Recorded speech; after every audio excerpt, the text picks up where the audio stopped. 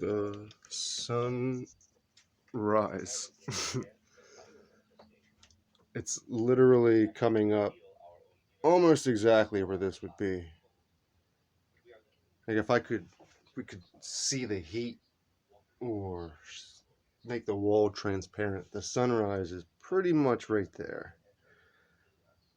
And that's like because out in my yard I have them sticks in the altar throne. Uh, it comes up over them and then rises up around the horizon. But right now, it's pretty much fucking damn near lined up with how I had that laid down, which is, of course, how the house is built. East, west, north, south facing. Uh, but I just thought that was pretty neat. Because during the wintertime, I'll look out this window and the moon's right up here. Right now, it's kind of down here and gets really, kind of disappears. I don't know. All winter, I could look out there and I could lay here in bed and just look up and see the moon. I haven't been able to do that, so I guess there's something going on up there where things move around. Who'd have thunk it? But that got me thinking, just how things line up in general without intention. Like you have a certain intention about what you're doing, but then the world also seems to, like, the intention of the builders of why they built north, south, east, west happened to make the fact that my intention of making this room fucking badass with Alex Gray stuff, you know what I mean? It all lined up is what I'm getting at. And this goes back to something I was thinking of, or maybe even talking about, where there's entities or intelligences, however you want to say, however you want to think about it, things or knowledge or ideas that influence humanity, right? And they do it by imprinting an idea or an emotion inside you. More a feeling that leads you to an idea. The ideas, well, this is what I was thinking of earlier. Ideas like fish. I think a couple people talk about them like that. They're slippery, they swim around in your mind, and if you're really still and patient, you can catch a really good one.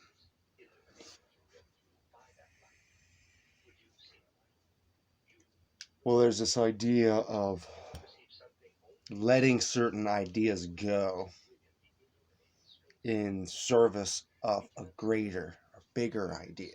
Like you attract a school of ideas of fish to pull in bigger shark or whale to come, and then the whole Moby Dick thing.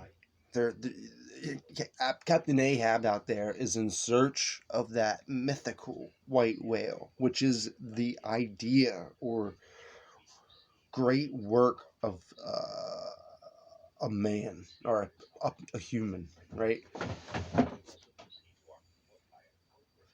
But we know that is... Anyway, what happens is this big thing approaches, and you have a net, and you try to catch it with the net. But you'll find that it's big. It's really big. And the net just kind of lays on it. So what you do is you start a topography. Now you have a map, and you start mapping out this thing that's so big, this idea that was formed by, hundreds of others coming together and summoning this thing. So it must be just the most important.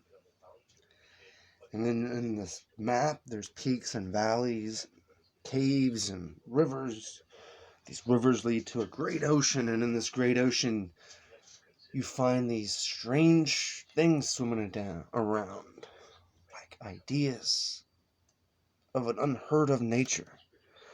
And you begin to gather them, and you realize if you let them gather together, you can catch a bigger one.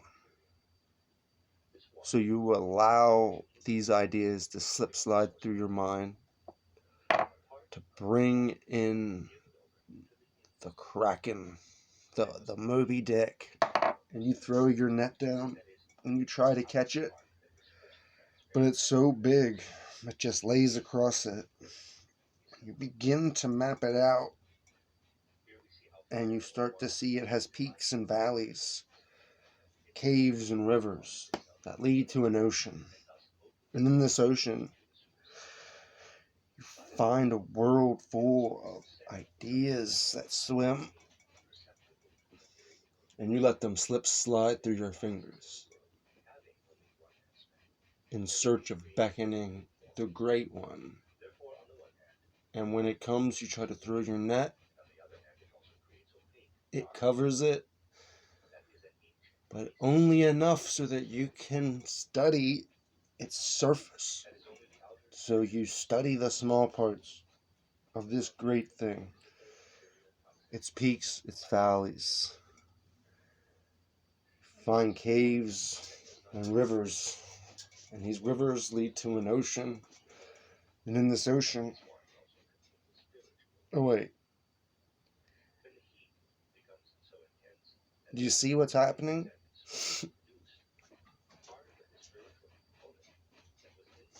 This is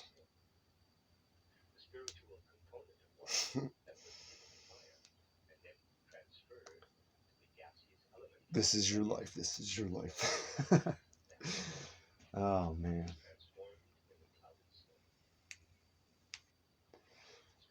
This is life. You can choose any given idea, work, and accept it as it is. Or you can use these things to pull in other things that are attracted to it.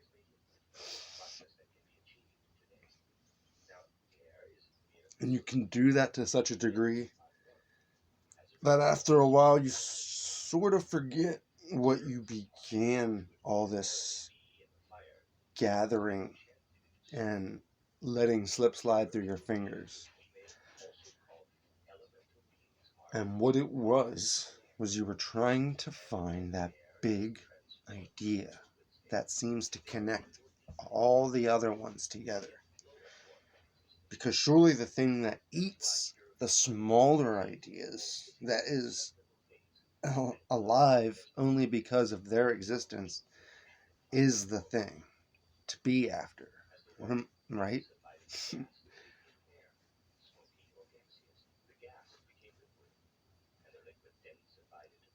But this isn't a system going out. This is a spiraling in. And the reason it goes on forever is because the pattern of life is holographic.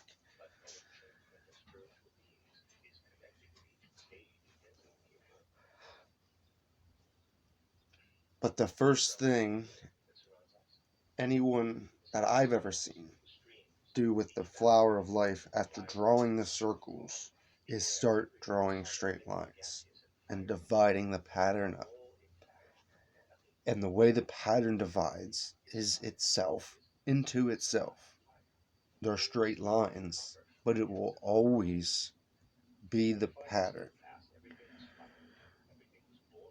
So then, well, then you what? Add circles, bigger, concentric, right?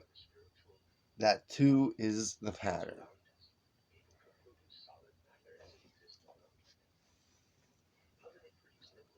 So, what I'm getting at is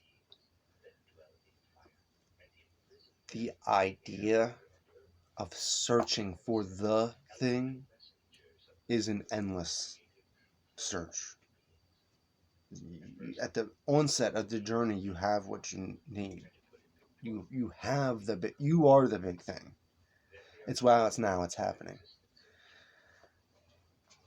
And that's what I realized. Like, I try to explain my existence to people, I realized, is what these videos are all about. I'm not trying to promote anything, and I'm not trying to push any idea onto people. These are a record and a proof and a testament that I even existed the way I did. And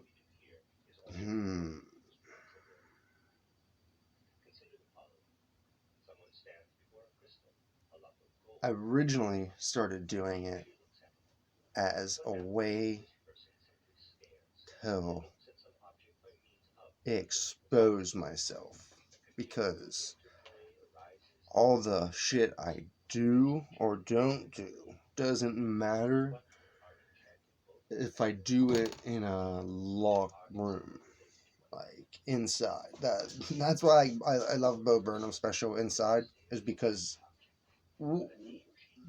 I've said a couple times he did what I wanted to do, and I mean that in the sense that he did a complete introspection on himself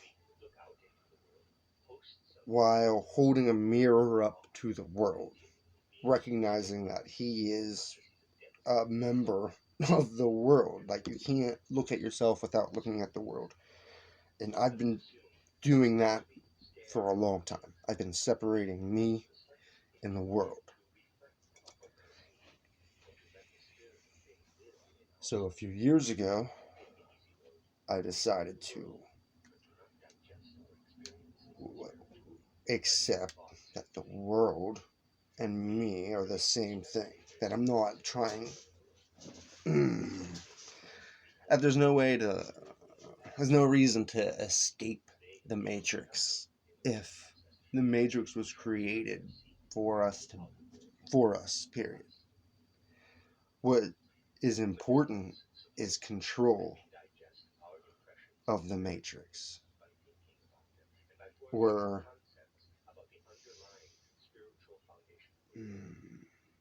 the level of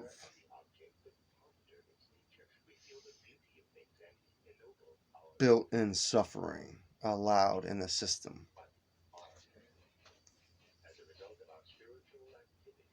Because God is not judgmental in the sense that he would not allow something to be because evil. That's not a concept God has. Therefore,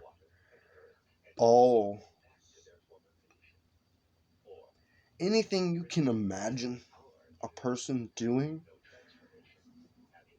you can imagine a person doing, right? So the reason these thought experiments and these movies explore evil is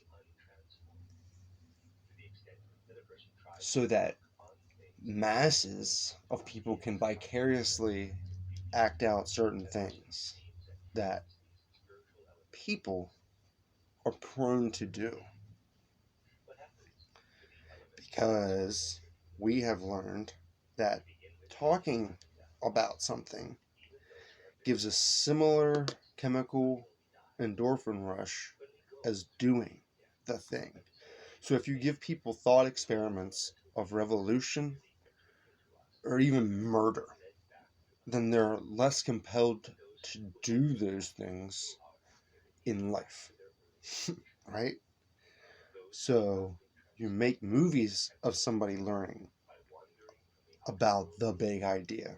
Make movies about somebody escaping the matrix. You make movies about somebody being selfless and heroic.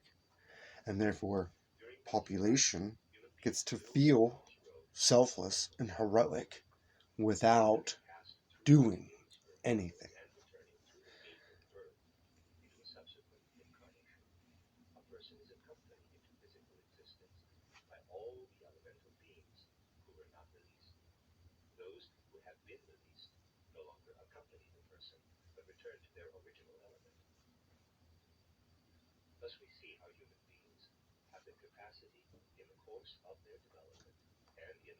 They establish a relationship to external nature to free the elemental beings necessary for the creation of our earth, or to bind them even more to the earth than they were previously.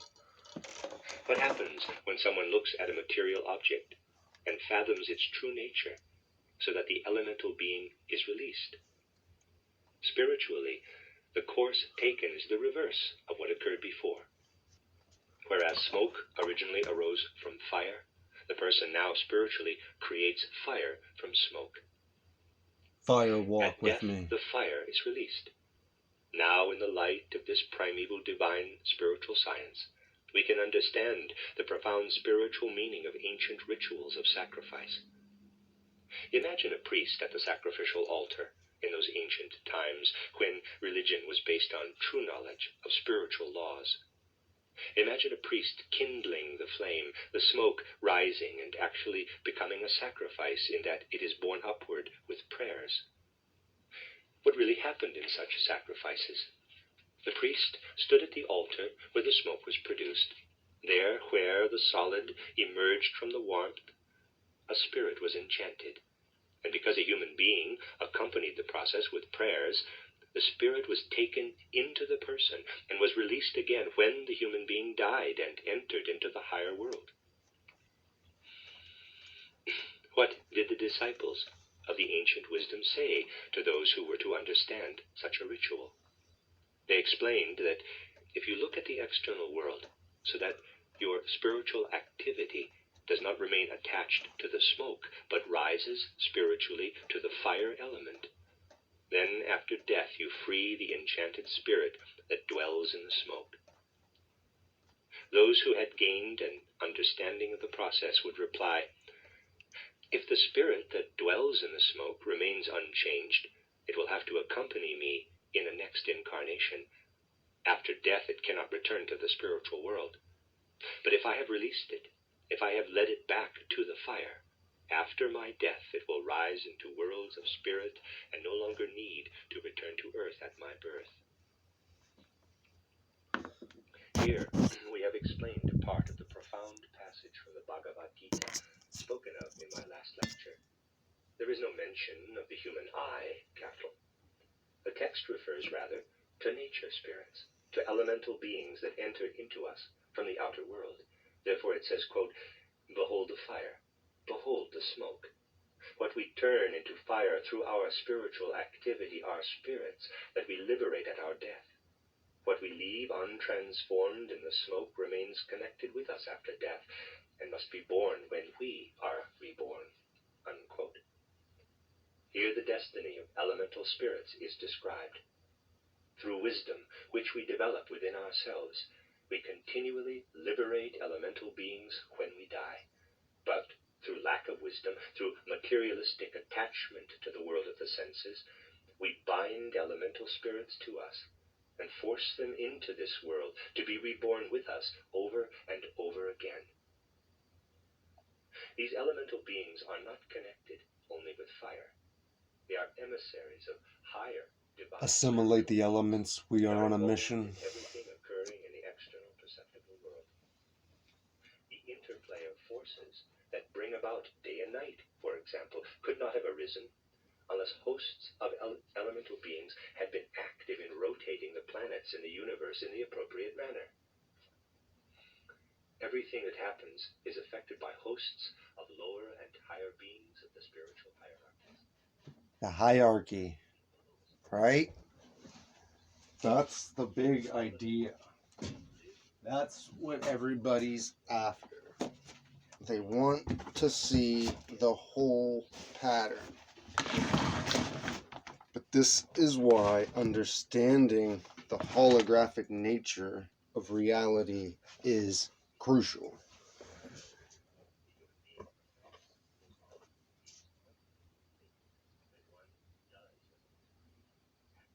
There is a process going on where what we call thoughts and emotions are being filtered through our body. The body is the whole pattern, but is also the culmination of all the work of every Sephiroth.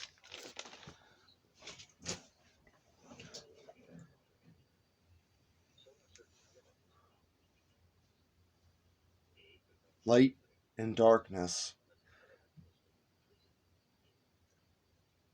offer modes of being, as in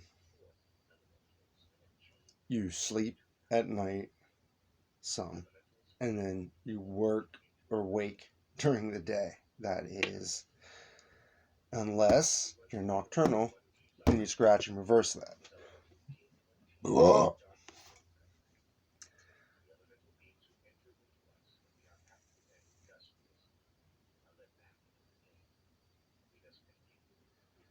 There's this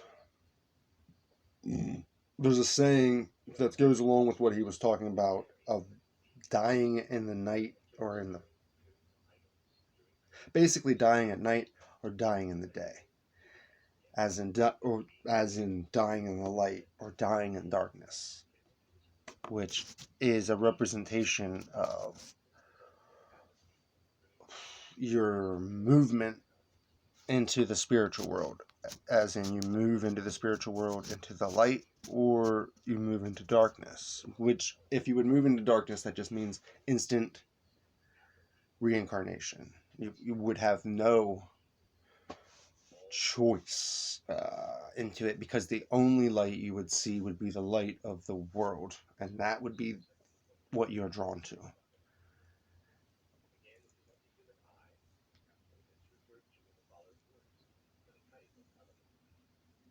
Anyway, body as filtering system of God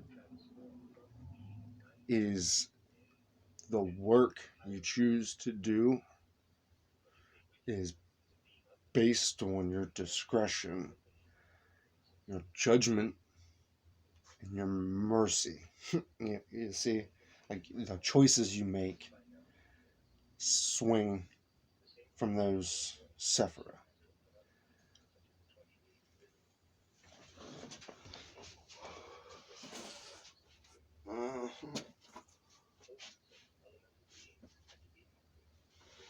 You don't know where I was.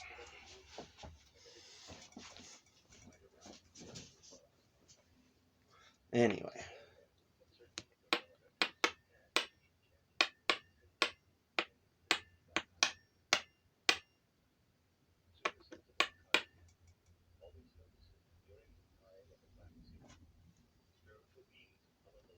So, like last week, the moving downstairs day, or around then, I had a couple videos. Thomas. That night, I sat 4th of July. It was 4th of July. Right after 4th of July, actually. 5th of July, I guess. I had a little ceremony here, and I was trying to, as I was saying, identify with collectively life, right? We're all one consciousness, right? And in the middle of all that, see, there's a weird part that happens a lot, where it's like, it happened to me when I came down off DMT. but it happens sometimes when acid or a bunch of mushrooms, whatever. Um, where the outside, like if I'm inside, the windows seem to darken, and it seems like I'm on a spaceship. Not even a spaceship, because that would imply there's space outside my house or the house I'm in, which there isn't. What's interesting, though, is the street lights they put up are the first things that I see when things start to be normal again. Uh, which is comforting at the time because I'm usually freaking out about there being nothing out there. But it's also weird because normally I fucking hate streetlights. And I think anyway, it doesn't matter. During my we're all one uh that's how the world works moment where I was the first half of that song where all the bees and the birds work together and nature is a loving beautiful thing.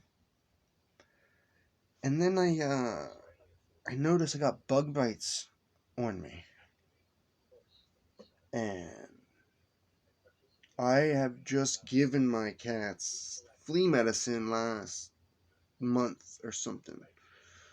So there's not really fleas. And even if it was, it's the same concept. It got me thinking. Um, Ticks and leeches, dude. Which this song eventually came up.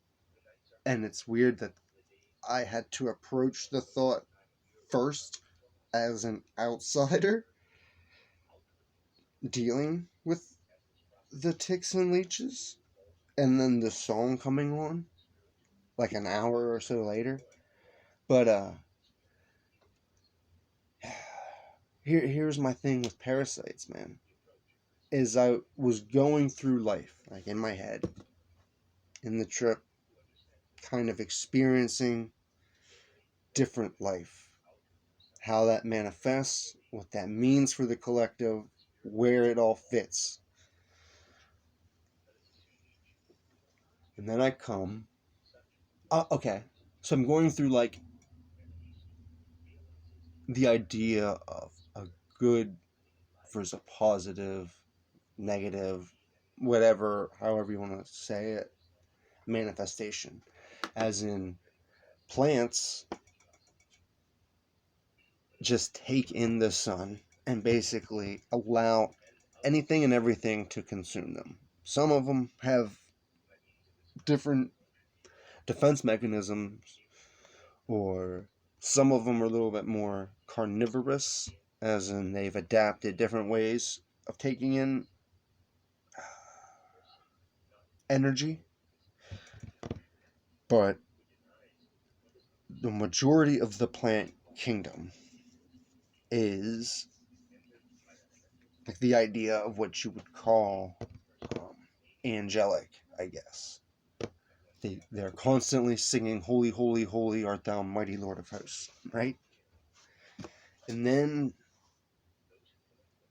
there's the fungus, mushroom kingdom, where they devour dead things and also create fruity bodies that are mostly edible to all those other creatures, all us other creatures. Then you start to get into the animal kingdoms, uh, insects, more or less, good and bad in the way they reproduce, clean up. Of course, the bacteria. Um, but then I came 2 parasites, and I found a strange wall there, because a parasite doesn't necessarily kill the host. There are symbiotic relationships out there. So there's symbiotes that need a greater body to latch onto to survive. But they serve that greater body. They clean, they provide some type of protection or comfort. Okay? A straight up parasite would kill a host. It just oftentimes isn't big enough on its own to do so. So you'll have the ticks and leeches that take their fill and then reproduce. So, are they inherently evil because of the way they feed, or are they inherently good, but it's our perception because we're food to them that makes them bad? Like, that was kind of where my head was at.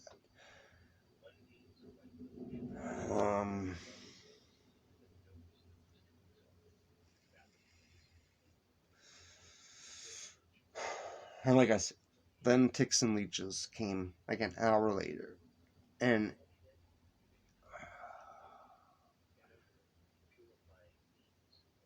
it's like I don't listen. I have Tool shit everywhere, but I don't sit here and listen to Tool constantly.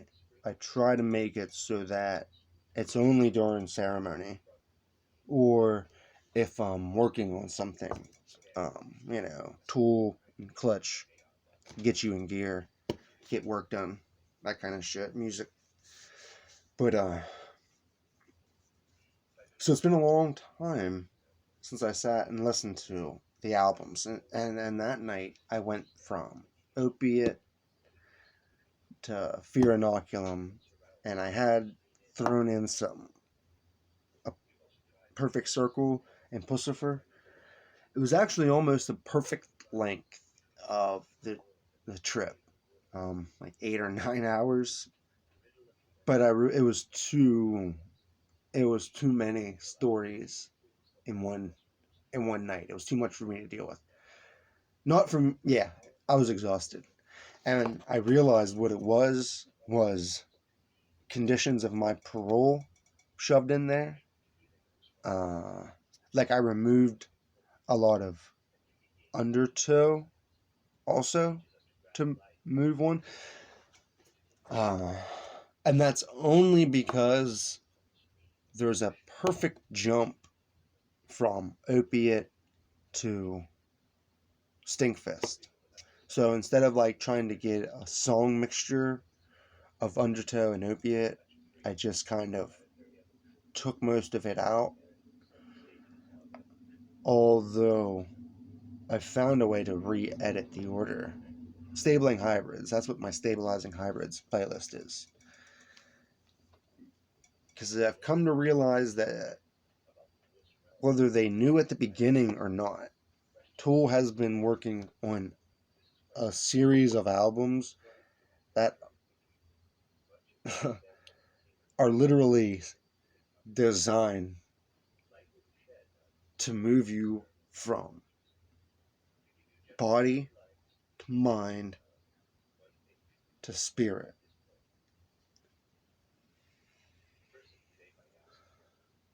In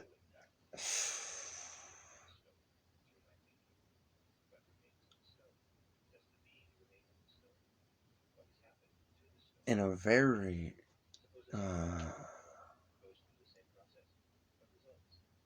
it's like ceremonial magic. Okay, I get a lot of I've been coming up against this wall lately where I'm kind of being. I was told a long time ago. It's hard. Told. I was given a feeling a long time ago to only study ceremonial magic, to not actually do it always. Like, I sometimes do ceremonial. But okay, here's the reason why. Is because ceremonial magic is designed to raise normal state of consciousness to a spiritual state of consciousness so that you recognize that you're a co-creator in reality, and it helps call forth spiritual intelligence to help in one's endeavor, right? But if one already wholly believes that, the rituals serve as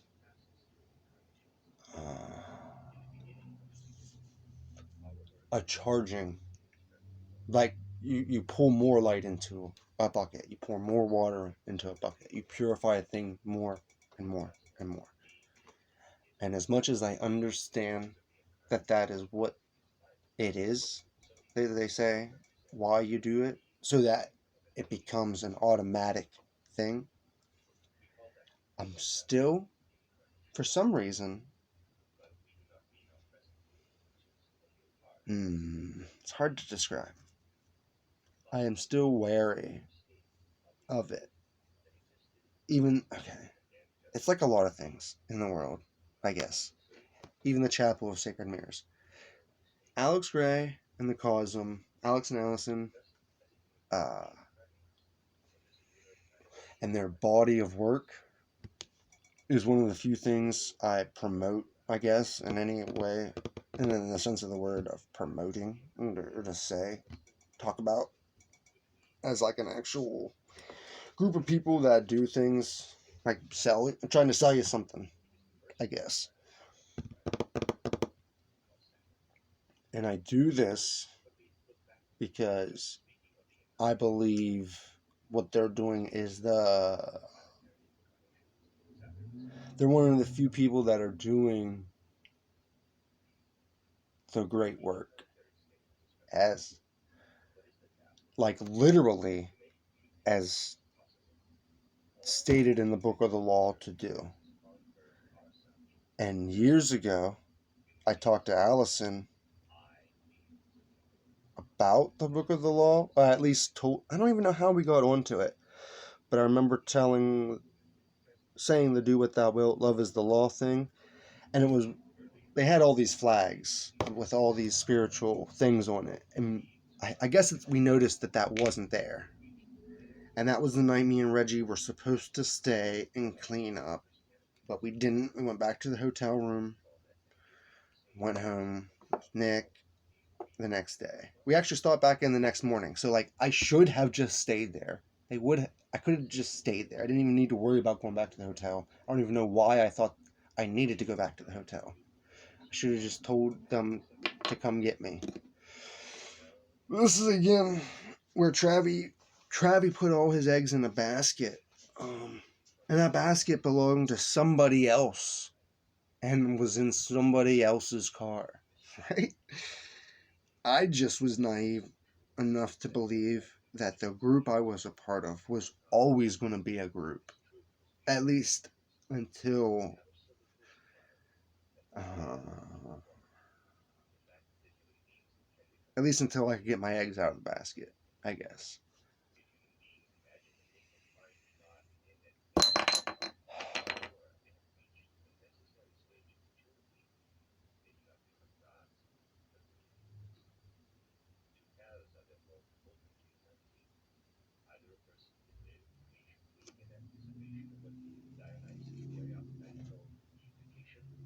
Theosis, or one can imagine oneself prematurely already a god. The first path leads to a true deification, the second to folly and madness. Right. See, there's this idea that In our time, because we are misunderstandings of the sayings of the the ancients complete body, abound, that we because are we no longer differentiate God. between various That's why degrees now of it's divine happening, right? spiritual beings. But that's The what Egyptian sage life who spoke is. of the Life is gods did becoming. not mean simply one degree of gods, but whole sequences of divine spiritual beings. God is Dionysus the no Areopagite thing. and the wise sages of the East I always am differentiated no between thing various degrees as of divine thing. spiritual beings. But as It long raises as women I whether we am speak of thing, angels or Dion I Trans. am no thing not. Those who grasp the unity of Right? cosmic wisdom are well aware Therefore that they are not really different it. names for the same beings. But Approaching one it must again, differentiate within this realm. but not In it. Christian esotericism, the Every invisible day beings immediately closer, above humanity are called but angels, never there angeloi, or as long messengers of as the divine here. spiritual world. The beings one stage higher, that is, 2 ranks above humanity, are called archangels, archangeloi, or spirits of fire. Beings who, when they have accomplished their normal Seraphim. development, are at a still higher stage, are called spirits of personality, primeval beginnings, or archai. To begin with, Archetypes. then, we have 3 ranks of beings above humanity. All of these will The come to arche and is pass the through a tip human stage. of what we understand. It's the Beings who are basis of angels everything today, we build off when of. seen from the aspect of universal Then time, there's the passed through their human stage archangels, relatively recently. They were angels, human on the moon. then humans. Just as we, as human beings, can inhabit the earth because of the conditions here, so the angels could pass through their human stage on the moon. The archangels went through their human evolution on the sun. The spirits of personality, archai, or primeval beginnings, went through their human evolution on ancient Saturn. Such beings rose beyond humanity by degrees. Today they are higher beings at higher stages of the hierarchy than human beings. Thus, as we begin to enumerate the stages of the cosmic realms from a spiritual aspect, we can simply say that first we have the visible earthly kingdoms, the mineral, plant, animal, and human realms, and then above these, the invisible realms of the angels, archangels, and archai. In the course of the spiritual ascent of these beings, as they develop from human beings to gods, or more exactly to messengers of the gods, as they ascend in spiritual existence, the conditions of the planets they lived on also change. This is what If we're we look doing. back to We're ancient altering Saturn, the when the planet archai were at the human so stage, that new we life find that conditions will were totally live different and from those evolve of here. Earth. That's what the Abraham Yesterday we said that on influx our is Earth all about. we distinguish 4 elements: In earth, opposition water, with the air, and fire, or warmth. The first Luciferians, 3 elements were not present on ancient Saturn. because they Only seek fire or warmth existed a on Saturn. unification with the A planet, modern materialistic their philosopher bodies would need say to that be we can become more aware of heat physical only through than objects, even a human, warm, solid or they bodies, can't warm water, manifest. They'll keep and trying to that pull heat us cannot down exist by itself. into the mineral The kingdom. materialistic philosopher believes that, but it is not true. If we could have observed ancient Saturn with our present senses, what would have been presented to us? Let us assume, hypothetically of course, that you could have flown through universal space at the time of old Saturn. You would not have The- seen where ancient Saturn was. There was nothing to see. You would only have been aware of heat. Flying through ancient Saturn would have felt rather like flying through a heated oven. The body is attuned to the planet You it's would not have been on, able to swim because which is air and why water did not exist. You leaving would the not have planet stood up is a because there was silly no earth. idea. Your hand could not have touched anything. There was only a huge ball of heat. Ancient Saturn came into Physically, existence leaving from the the element planet of warmth is or silly. fire. The planet Our is Earth's a spaceship metamorphosis that is began with a moving through planet of heat, space. and this shows The how solar correct our system title is a was when we spaceship said that is everything is derived moving from through fire. space. Yes, truly, the Earth is The only a sun transmutation is of ancient its Saturn. power Everything on source. Earth arose from fire. Each planet is a Heraclitus resonance truth from the and ancient a mysteries. resident This is indicated house, when it is said that his book each contained holding this truth, various but dedicated to intelligences the goddess of Ephesus, and that he placed it on her that altar there. man certain aspects of the mission that the Heraclitus entire acknowledged system that he owed is this going truth through. to the mysteries of Ephesus, where the teaching of the primeval fire of Saturn was proclaimed in all its purity.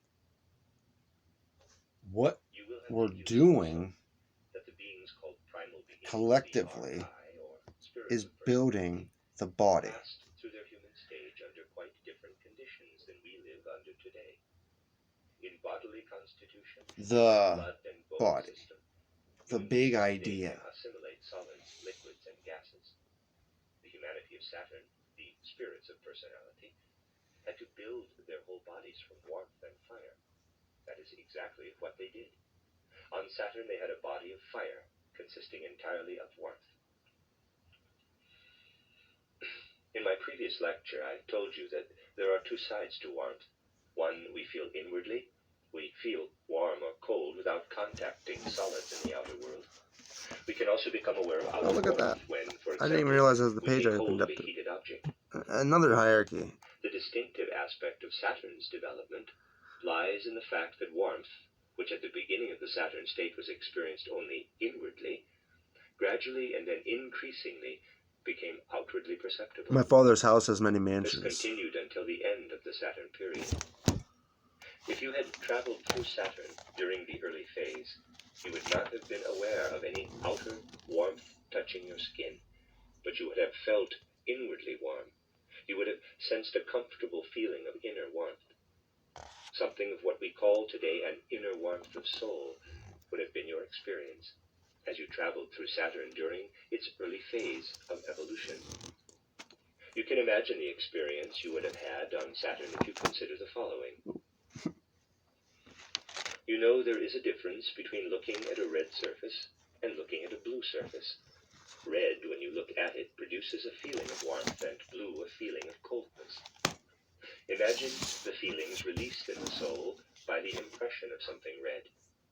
At the beginning of the Saturn state, you would not have had these feelings.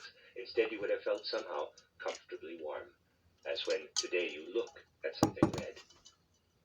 At the end of the Saturn period, you would have sensed not only this pleasant inner warmth, but also something resembling outer warmth coming toward you.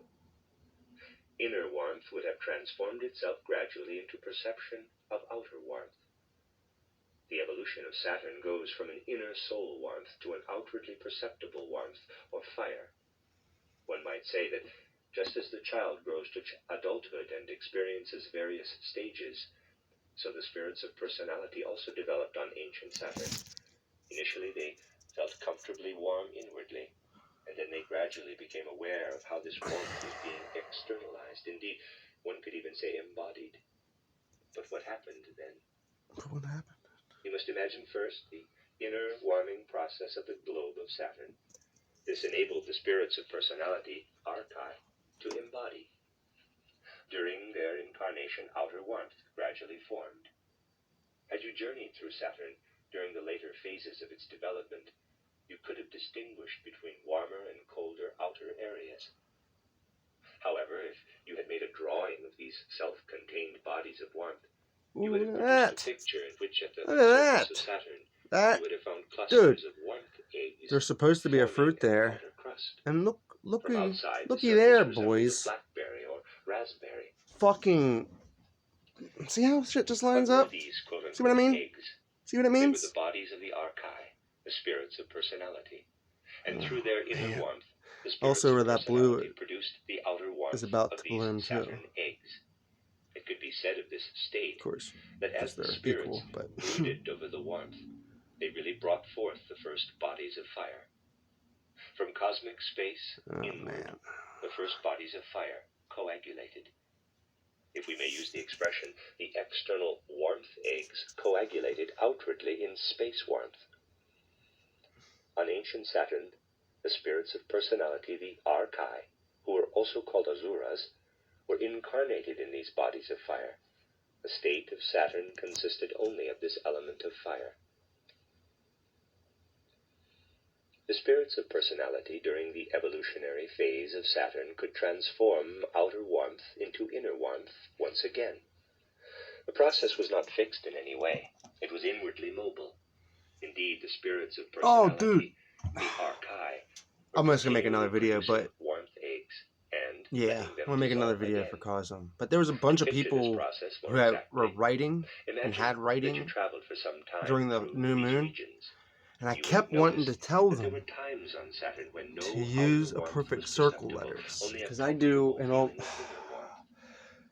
This would I have been followed by lost periods when the my warmth sigil, peaks my appeared. star, You would have become visceral, aware of a vis- kind of breathing. whatever. Saturn, Can't a even say them breathing now.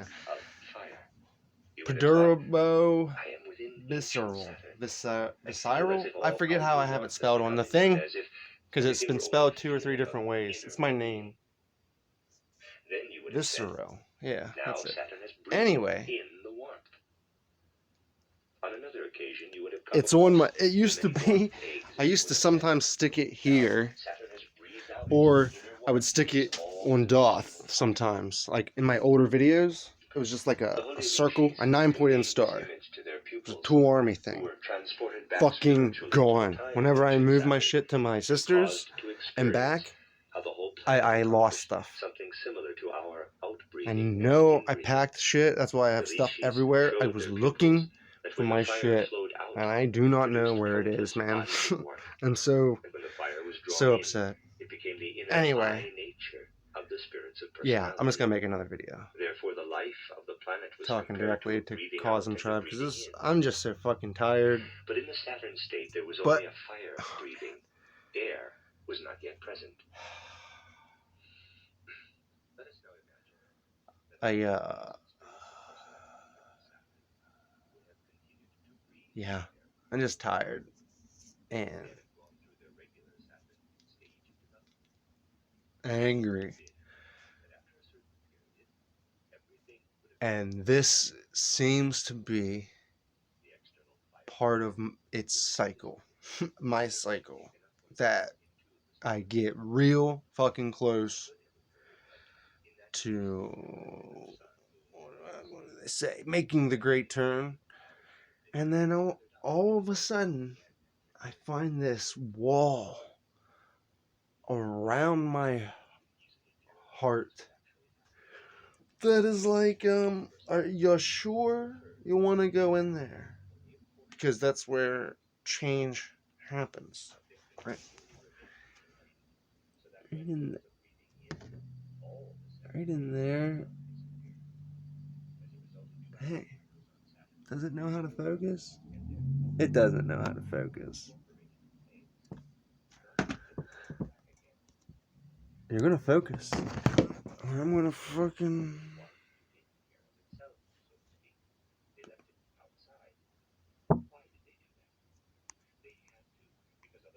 I don't understand why it won't focus.